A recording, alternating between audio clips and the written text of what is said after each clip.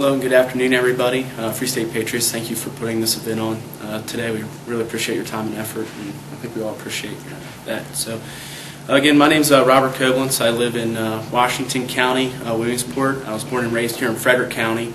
I moved to Washington County about 7 years ago. Currently, I work for an online university. I'm a senior systems analyst there. I'm a certified project management professional. I got involved in politics in 2008. At that time, I was an independent. During the presidential election, I saw with quite clarity where my values and principles were, and it wasn't with Obama and his liberal agenda. So I got myself involved, got off the couch, campaigned for McCain. Unfortunately, it didn't work out. And then in 2010, I continued and wanted to do more. So I helped Jim Rutledge's campaign here for U.S. Senate in Washington County as his county director. He won the county by 10%. Continuing with that effort, I was the vice president of the Washington County Republican Club in 2011. I was named their Republican of the Year for all the progress and efforts that we were able to make. Currently, I'm a commissioner for the Housing Authority of Washington County. I sit on the Board of Zoning Appeals as an alternate, and I'm also a board member of the Tri-County Council. I'm running for Congress because I feel that a 20-year incumbent or any political elite politician that makes politics their career is not the answer.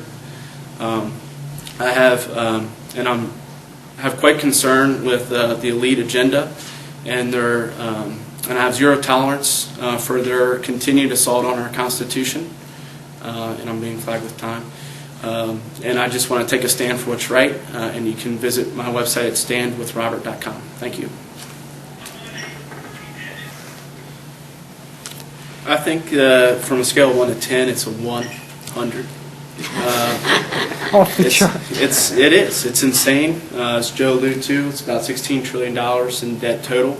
The timetable for that, it depends on what we do and how the CBO would score that. I would like to see within the next 3 to 6 years to maybe have it balanced. And when the Republicans were running Congress in the mid-90s, we would be able to move to a deficit reduction and actually a surplus within the 4 to 5 years, I believe it was. To address our deficits, I'd like to see. I'm for a flat tax. I'm not opposed to a fair tax. But I think a flat tax is a little bit easier to understand, in the vicinity of 12 to 15%. It'd have 47% of Americans to pay taxes and aren't paying taxes now. I would also like to cut congressional pay. I know that's tied to federal workers, so I'd like to detach Congress from that. They only worked 151 days last year, so I think that your congressional pay and benefits should be cut. Repeal Obamacare, defund it. Cut discretionary spending, and identify the waste, abuse, and fraud that's going on in Social Security and Medicare.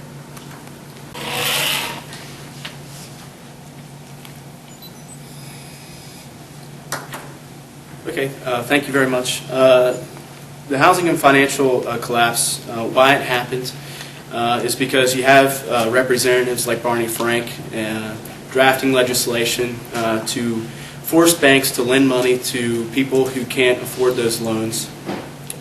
You have people that take those loans and say, well, they say I can afford it, so we may as well go with it and sign it. They know better than we do. So it was a double-pointed arrow, if you will, with that. So I think that's what happened. I think there's a little bit of greed on both sides, and everybody wants a better life and a better home because that's what the American dream is. Has Congress fixed it? No. It's still ongoing. The housing market, there's, I'm not sure the exact number, but there's millions of foreclosures probably on the market needs to be introduced into the market yet, so that's still going to saturate the market and keep the prices down. I think paying for people's mortgages and refinancing them is not a good solution either. I think you should just let the private market drive the fundamentals to go forward to address that issue, and I think that's how you solve it. Is just let the market do the resetting of the housing reset the foundation of the housing market so it can get back on track. It's going to take a little bit of time to move forward and correct that. But I think if politicians let people get out of the way and let people do what needs to be done, then I think that the faster road to recovery is in that path. So, thank you. Okay. Being a person that's never sought public office before and not a current politician, I think I can speak to pretty well with this. Why am I frustrated, and why do I feel other folks are frustrated with people in Congress is because they continue to govern against our will. They threw health care down our throats with like a 65% disapproval, and they exempt themselves from health care, so they still get their cush benefits. They don't hold up any campaign promises, and they fail to stand on principles and values.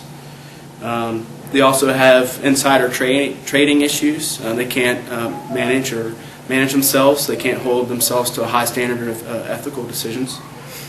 And they fail to be accountable and be transparent. How do you fix this? Well, first off, I would serve in the best interests of the taxpaying constituents in my area. I would stand up and voice all my concerns and communicate directly with the people and get feedback and apply that feedback directly in any decision-making processes. And then I would, my campaign is strictly organic. I've received no outside donor funds, and I continue to be accountable and transparent and I'd lead by example.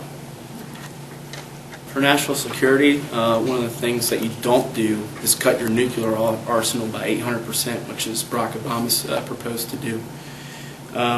As Delegate Afzali said, if the Iranian actions in the Strait of Hormuz, if anything, that's a clear indication that we need a domestic energy policy here, and it doesn't just have to be oil. It can be nuclear, solar, wind, etc. Diversify our energy portfolio here at home.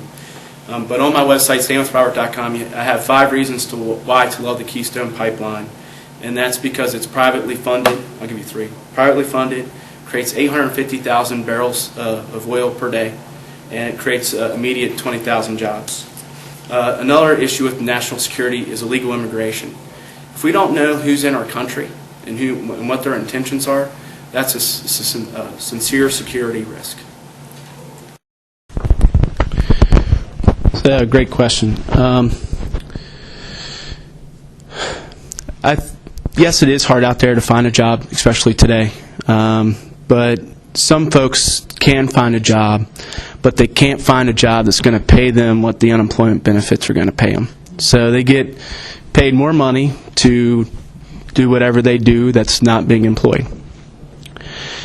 Every year, liberal Democrats tell you that programs are needed and they do such a great service, but every year the need grows greater and the dependency grows greater. If these programs are so great, then why do they continually grow and expand? Why does more and more people need to be on these programs? As I think unemployment benefits are good for short term, but the current 99-week benefit, as candidate Newt Granger said, that's an associate's degree.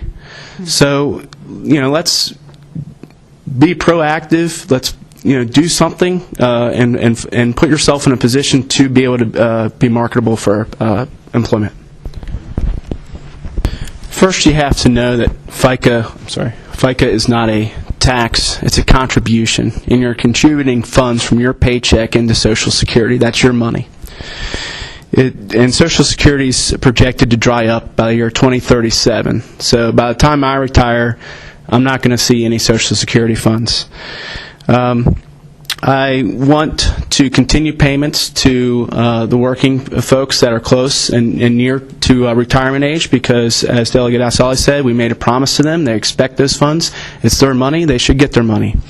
Folks around my age or around entering the workforce, I think that they should have the ability to opt in to a privatized account, maybe a 401k or some sort of a IRA, Roth IRA, and that will ensure that their money is there when they're ready to retire.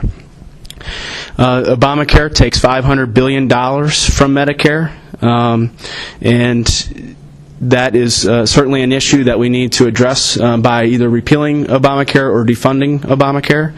And couple things I'd like to start with is, one, I will not ever vote to raise the debt ceiling limit. The incumbents voted to do that 5 times. You'll never see that on my resume.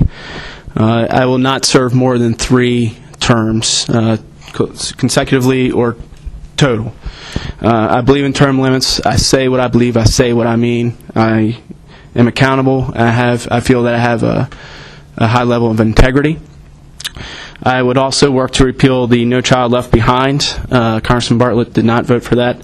I would grant states the power and the decision-making abilities to make education as best in their states.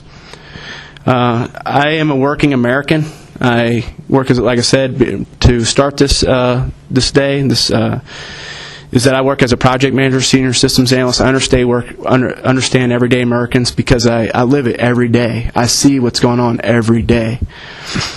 I live in the 6th District. I don't think that someone that lives outside the 6th District can adequately represent someone who does not live there. Like I said, I live in Williamsport in Washington County, and I genuinely care about our country and about the American people. That's why I'm running for Congress. I'm not looking for a promotion or a pay increase. I'll voluntarily take a pay deduction because that's how important it is to me.